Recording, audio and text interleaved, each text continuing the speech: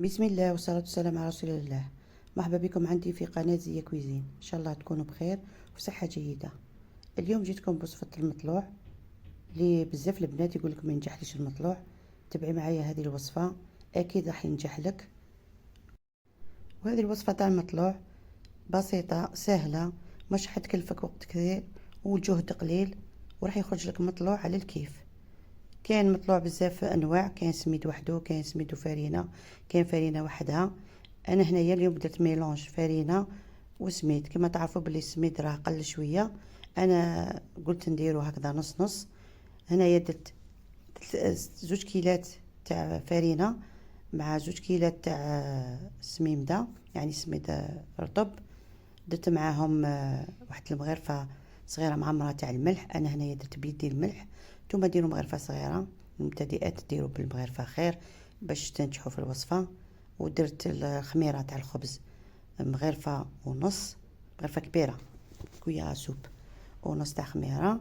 ودرت مغرفه نص مغرفه تاع السكر غير باش تفاعل الخميره، ما نحبوش الخبز يجي فيه بنت الحلاوه كما كتشوفي. ودرت هذا زرارع هو اللي يعطي يزيد البنه للمطلوع. هنا انا عندي سانوج وعندي حبه حلاوه، اللي تحب دير زرارع واحد اخرين دير. وعندي 2 مغارف هنا تاع الزيت كما كتشوفوا. هذا الاضافه تاع الزيت هي اللي تعطيكم بنه وهشاشه وطراوه للمطلوع. المطلوع ما يجيش يتعلق في فمك يتجبد مالغري يصبح كيما راه هكا. انا يصبح لي نديرو في طرشونه وفي ساشي ونديرو فريجيدا نعاود نسخنو، يصبح كانك درتيه في ذاك الوقت. كما كتشوفي هنايا عزيزتي المبتدئه، بدا ديري الماء دافي، ما ديريش سخون يخسر لك الخميره، وما ديريش بارد ثاني ما يطلع لكش الخبز. ديريه دافي، ديري بصبعك هكا تصيبيه دافي. بدا تبلي في العجينه تاعك غير بالعقل، روحي معاها غير بالعقل بالعقل، ما تفدغيش العجين، ما تكبيش الماء ضربه واحده، غير بالسياسه كي تكبي. وديريها عجينه مطلوقه، ما ديريهاش يابسه وما ديريهاش جاريه كامل. دوك تشوفي معايا كيفاش درت لها هنايا. تبداي تلمي فيها، هذه غير تلميها برك ما تعجنيها، ما تعيق ويمك عليها، غير بالعقل كيما هكا نلمها ونحطها بجهه. هاكي تشوفي هكذا. انا تعودت على هذه الطريقه ما تعبنيش، تجيني سهله. والبنات ياكم صغار تعلموا ديروا هكذا يجيكم سهل. ما كاش ما تحبش تعلم دير الخبز. كما كتشوفي نغطيها بان ساشي اليمونتير ونغطيها بطرشونه ونخليها ترتاح حتى نصيبها هكذا تفرشت كامل في الجفنه، يعني نطلقت مليح كما كتشوفي هكذا. نزيد انايا هنايا نزيد نخدمها، يعني نزيد نعجنها ماشي عجين غير نخبطها برك. ندير يدي في الماء، ديري توجور تستعيني بالماء، يدك بالماء هذاك دافي يبقى لك، ديري يدك في الماء وبداي تخبطيها كيما هكذا باش يدلك هكذا يدخلها الهواء ودلك العلك وتجي منبله لداخل كما كتشوفي هكذا. مدة واحد 4 دقائق ولا 5، انت والجهد تاعك تتسلي بيها كما كتشوفي هكذا.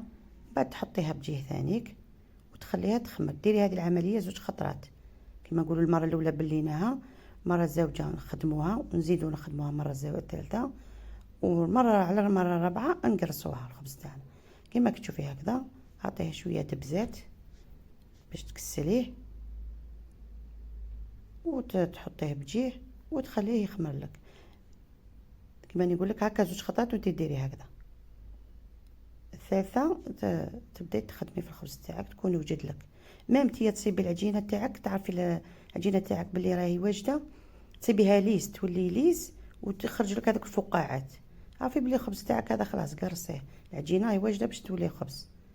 هكذا تزيدي تغطيها بهذاك الساشي وتخليها تزيد ترتاح لك واحد 15 مينوت هكذاك با بلوس باسكو تخمر.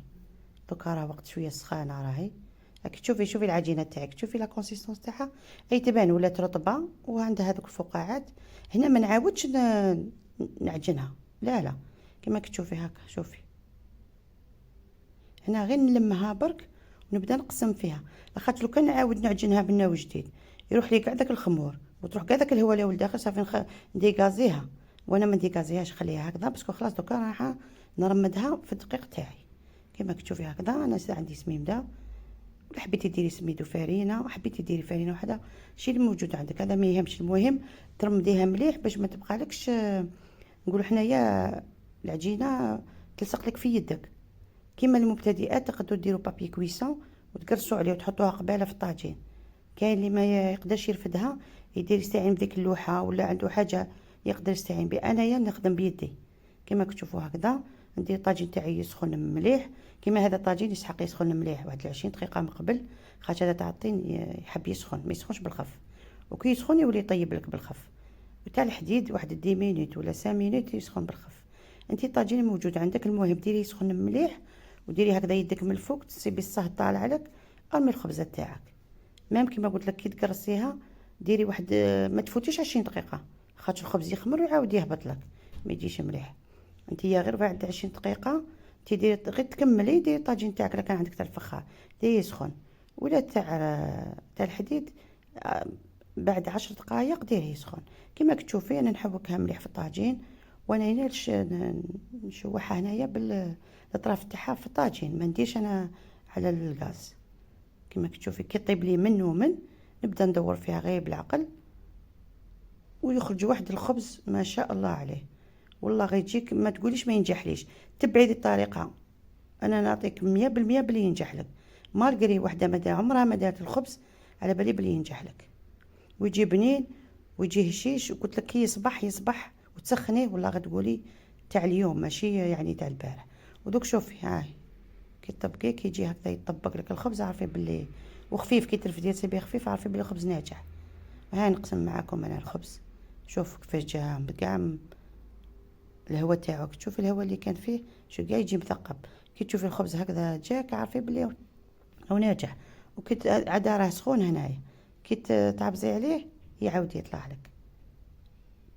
تبعي هذه الوصفه عزيزتي المبتدئه وعلى بالي بلي ينجح لك. وانتي شاطره تخدميه يخرج لك لاباس عليه. وانا عزيزتي المبتدئات اعطيتك الوصفه بكل مصداقيه، وانتم ما تبخلونيش بالجيم والابوني وتفعلوا لي الجرس لكي يصلكم كل جديد من عندي.